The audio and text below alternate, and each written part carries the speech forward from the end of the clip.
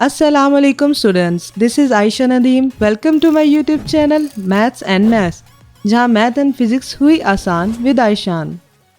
Physics series में आज हमारा टॉपिक है speed time graph. Speed time graph नाम से ही पता चल रहा होगा कि स्पीड और टाइम की बात करनी है और ग्राफ की बात करनी है। तो इसकी डेफिनेशन देख लेते हैं। एक तरह की डेफिनेशन ही है, we can draw the graph between speed V, speed को जो रिप्रेजेंट करते हैं वो वी से करते हैं, वर्सेस टाइम और टाइम को टी से, यानी कि इन दोनों के दरमियान जो ग्राफ हम ड्रा करेंगे this is called speed time graph. उसको स्पीड टाइम ग्राफ कहते हैं। ठीक है, यानी कि स्पीड और टाइम के दरमियान को हमने जो है ना ग्राफ ड्रा करना है।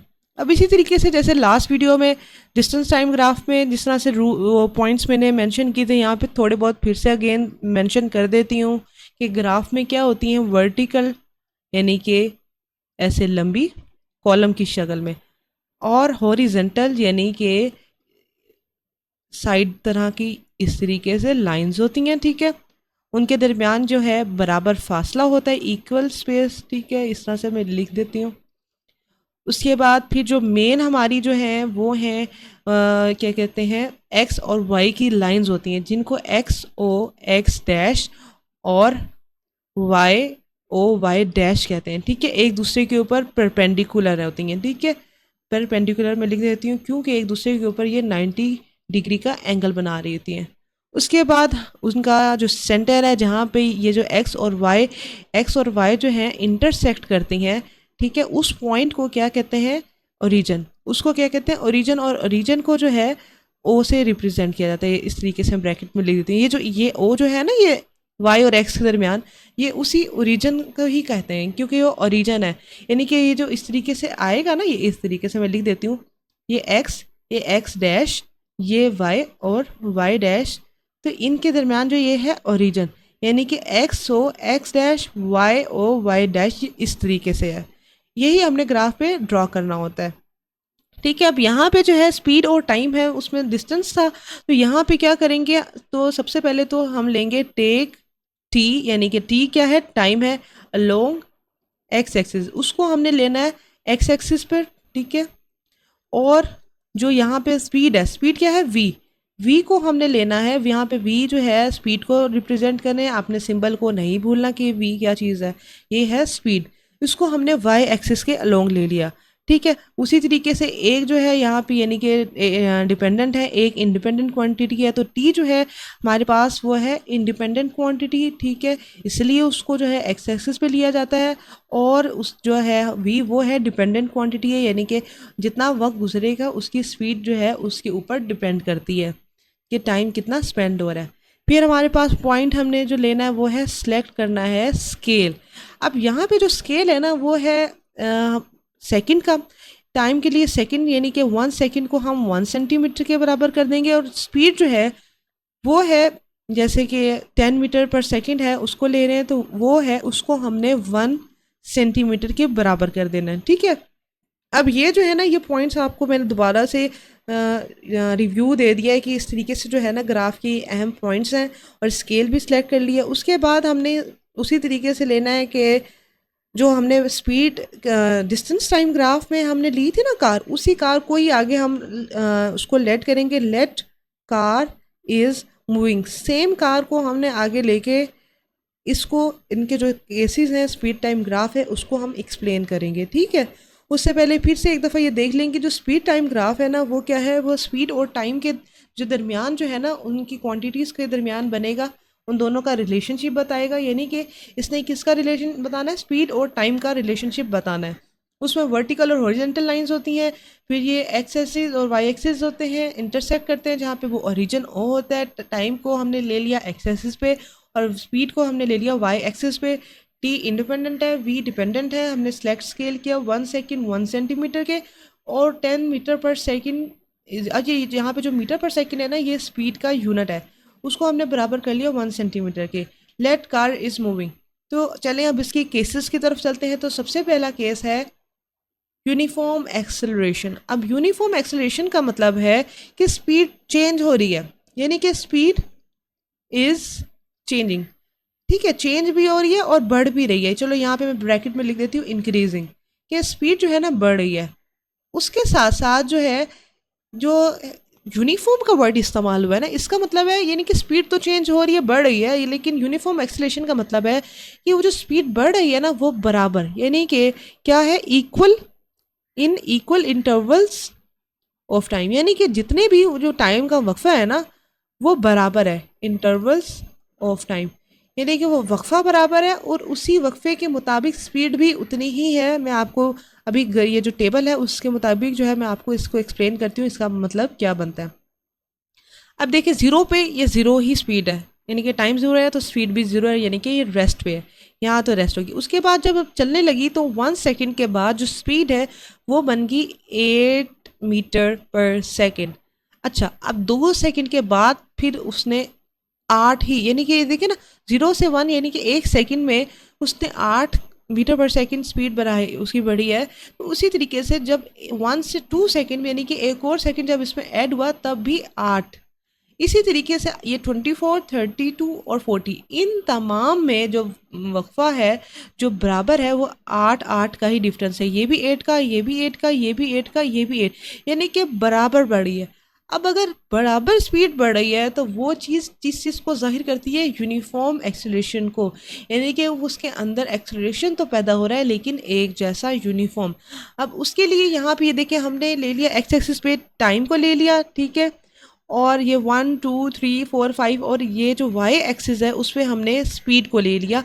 उसके पॉइंट्स हैं 8 16 24 32 40। अब यहाँ से 1 और 8 को ये एक पॉइंट बन गया, ये 2 और 16 एक पॉइंट बन गया, 3 और यहाँ से 24 ये एक पॉइंट बन गया, यहाँ से 4 और 32 एक पॉइंट बन गया, यहाँ से 5 और यहाँ से 40 एक पॉइंट। अब इन तमाम पॉइंट्स को जोड़ के हमें क्या मिल रही है, स्ट्रेट लाइन। अब इस स्ट्रेट लाइन इसी चीज़ को रिप्रेजेंट करती है कि स्पीड बढ़ तो रही है लेकिन बराबर, जो हमें यूनिफॉर्म एक्सेलरेशन को शो कर रही है। ठीक है, तो ये है केस 1। अब हम इसके केस 2 पे जाते हैं। यहाँ पे है कांस्टेंट स्पीड, यानी कि स्पीड एक जैसी है। अब स्पीड एक जैसी होगी तो जाहिर सी बात है फिर उसके अंदर तो एक्सेलरेशन प्रोड्यूस नहीं होगा, यानी कि स्पीड डज नॉट चेंज, यानी कि यहाँ पे मैं लिख देती हूँ, ये इसका पॉइंट क्या है कि स्पीड चेंज नहीं हो रही। और यहाँ पे आप टेबल पे भी देख सकते हैं कि वो 0 1 2 3 4 5 सेकेंड्स जो हैं, उसके बाद जो है 0 पे भी 20 22 पे भी, 3 पे, 4 पे, यानी कि उसकी स्पीड कांस्टेंट है, स्पीड चेंज नहीं हो रही। इसी तरीके से यहाँ पे आ जाते हैं हम अपने टेबल पे या ग्राफ को कह लो, ठीक है, इसको इस तरीके से ग्राफ पे ये एक्स एक्सिस है, ये वाई एक्सिस है, ये ओ ओरिजन आ गया। अब 1 पे भी ये, 0 पे भी 20, 2 पे भी 20, ये 20 का ये लाइन है, ठीक है, 3 पे भी, 4 पे भी 5 सेकेंड, यानी कि जितने भी सेकंड्स हैं उसमें ये चेंज नहीं हो रही। तो अब ये किस चीज़ को दे रही है, ये बता रही है कि इसके अंदर जो है स्पीड कांस्टेंट है। अब स्पीड कांस्टेंट होने से हमें क्या मिल रही है, ग्राफ पे हमें हॉरिजॉन्टल लाइन मिल रही है। इस लाइन को कहते हैं हॉरिजॉन्टल। ये ग्राफ जो है हमें हॉरिजॉन्टल लाइन दे रहा है। हॉरिजॉन्टल इस चीज़ को शो कर रहा है कि स्पीड जो है वो कांस्टेंट है। तो ये दो इसके केसेस हैं, ठीक है। एक के स्पीड जो है चेंज हो रही है तो उसके अंदर यूनिफॉर्म एक्सेलरेशन पैदा हो रहा है, ठीक है, जो कि वो स्ट्रेट लाइन दे रही है लेकिन इस तरीके से कर्व्ड, ठीक है। इस तरह से मैं लिख देती हूँ कि कर्व्ड है, ठीक है, कर्व्ड अपवर्ड। तो इसकी जो स्ट्रेट लाइन है, ठीक है, ये कर्व्ड एक तरह का कह सकते हैं अपवर्ड की तरफ, इस तरह से। और अगर जो है कांस्टेंट स्पीड है उसके अंदर चेंज नहीं आ रहा स्पीड में, तो वो भी स्ट्रेट लाइन दे रही है लेकिन हॉरिजॉन्टल, जो हमें जाहिर करता है, ठीक है, ये हॉरिजॉन्टल लाइन है जो कि इस चीज़ को जाहिर कर रहा है कि उसके अंदर जो स्पीड है वो चेंज नहीं हो रही। चले अब इसके gradient of a speed time graph की तरफ आते हैं। अब gradient of speed time graph से पहले हम ये इस ग्राफ को देखते हैं। ये ओ हमारा ओरिजिन है, ये हमारा एक्स एक्सिस है, ठीक है, ये हम एक्स एक्सिस है, और ये जो है ये वाई एक्सिस है, ठीक है। अब एक्स एक्सिस पे हमने टाइम को लिया था और वाई एक्सिस पे हमने स्पीड को लिया था। अब ये एक t1 पॉइंट है, ठीक है, और ये एक है t2, ये दो टाइम हमने मेंशन किए, और ये स्पीड जो है v1 और ये स्पीड v2। अब यहाँ पे ये जो है इसको ये देखें, ये स्ट्रेट लाइन शो कर रहा है, ठीक है, उसके अंदर जो है चेंज नहीं आ रहा, स्पीड जो है कांस्टेंट है, ठीक है। उसके बाद ये यहाँ से हमने ऐसे डॉट्स लगा के, ये जो पॉइंट है ये P है, ये पॉइंट है R है, ठीक है। इस तरीके से जैसे हमने gradient of distance time graph में किया था उसी तरीके से ये हमने नीचे डॉटेड लाइंस लगा दी हैं, ये भी डॉटेड लाइंस लगा दी। यहाँ से जो है हमें ये जो है ना ये एरिया ये हमें मिला है, ये पॉइंट T1 और T2 के दरमियान का है, तो इसका मतलब है T2 माइनस T1 के बराबर है। और ये एरिया क्योंकि V1 और V2 के बराबर दरमियान में है, तो इसको हम V1 सॉरी यहाँ पे ये V1 लिखा हुआ है, आपकी शायद बुक में भी ये मिस्टेक होगी, तो ये V2 कर ले, ये V2 माइनस V1 है। ठीक है। अब यहाँ पे हमने उसी तरीके से लेट करना है, लेट ट्राइंगल RPQ। ठीक है, इसको हमने लेट कर लिया। उसके बाद हमने यहाँ से जो है हमारे पास स्लोप क्या आ रही, स्लोप आ रहा है यहाँ पे चेंज, यहाँ की जो स्लोप है ना ये वाली, ये हमें बता रहा है चेंज इन स्पीड को। ठीक है, divided by total time taken, कितना वक्त उसमें लगा है, टाइम टेकन। अब इसको हम लिख लेते हैं। ठीक है, अब ये जो स्लोप है ना, स्लोप बराबर होता है परपेंडिकुलर ओवर बेस के। ठीक है, अब उसी तरीके से आप ये देखें परपेंडिकुलर में देखें, अगर आप देखें ये जो ट्राइंगल है आर पी और क्यू, इसका जो परपेंडिकुलर है ये क्यू आर है। ठीक है, क्यू आर, और इसका जो बेस है वो है पी आर। अब क्यू आर में क्या है V2 यानी कि चेंज इन स्पीड, ये देखें इसी यही लिखा हुआ है ना V2 माइनस V1 जो कि चेंज इन स्पीड है। और ये जो बेस है पी आर वो क्या है, टाइम टेकन, यानी कि 2t minus T1, T2 minus T1, 2 मैंने 2t पहले बोल दिया हालांकि T2 है, माइनस T1। ठीक है, ये हमारे पास स्लोप आ गई। जो स्लोप है इसको हम इस तरीके से भी लिख सकते हैं कि ये जो चेंज है ना, चेंज को लिखने के लिए ये डेल लगा देते हैं। चेंज ये जो है ना, ये डेल का साइन होता है जो चेंज को रिप्रेजेंट करता है, del V over time, total time को हम T भी लिख सकते हैं। अच्छा, ये जो है ये हमारे पास एवरेज एक्सेलरेशन के भी बराबर है। ठीक है, एवरेज एक्सेलरेशन, ये मैं इस तरह से ब्रैकेट में लिख देती हूँ, यानी कि उसमें जो है हमने एक्सेलरेशन का टॉपिक पढ़ा था उसमें ये बताया था ना डेल V ओवर T जो है ये एवरेज एक्सेलरेशन के भी बराबर होता है। ठीक है, यहाँ पे तो हमारे पास जो है ना स्पीड बढ़ रही है, जो पहला ग्राफ है। दूसरे ग्राफ में उसको भी हम बात करेंगे। सबसे पहले हम इसको एंड पहले कर लेते हैं कि जो हमारे पास जो है ना डेल V ओवर T जो है वो एवरेज एक्सेलरेशन के बराबर है। तो यहाँ से हमारे पास ग्रेडियंट क्या बना, gradient of uh speed time graph, यानी कि जो स्पीड टाइम ग्राफ, ग्रेडियंट क्या कहते हैं, ग्रेडियंट इसी स्लोप की मेजरमेंट को कहते हैं, यानी कि जो स्लोप की जो मेजरमेंट है स्पीड टाइम ग्राफ की वो किसके बराबर आ गई, इज इक्वल टू, वो बराबर आ जाती है एवरेज एक्सेलरेशन के। ठीक है, ये यहाँ से हमें मिल रहा है कि जो ये स्लोप है ना डिस्टेंस और स्पीड टाइम ग्राफ का, वो एवरेज एक्सेलरेशन के बराबर आ जाता है। तो यहाँ पे हम अब देख लेते हैं दूसरे ग्राफ को। ये वाला जो पहला ग्राफ था वो इस चीज़ को था कि स्पीड जो है वो चेंज हो रही है लेकिन बराबर वक्फों से। अब यहाँ पे जो दूसरा ग्राफ है वो है, देखें ये जो यहाँ पे हमने केस 2 भी किया था, यानी कि उसके अंदर स्पीड जो है चेंज नहीं हो रही, तो उसको हमने किस तरीके से लिखना है।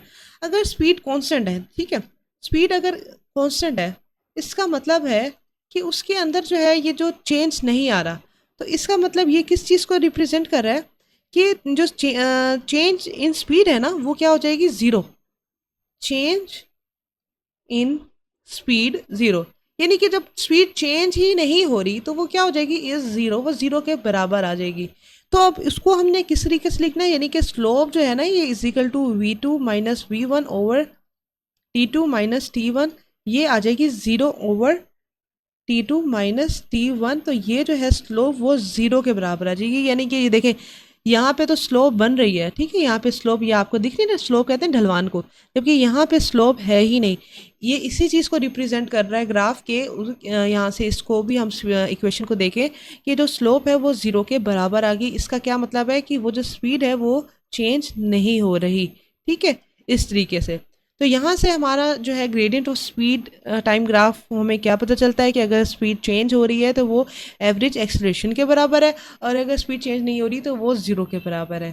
तो इसके साथ ही हमारी आज की वीडियो एंड होती है। So like share subscribe to my channel and comment में बताओ कि आज का टॉपिक कैसा लगा। Thank you.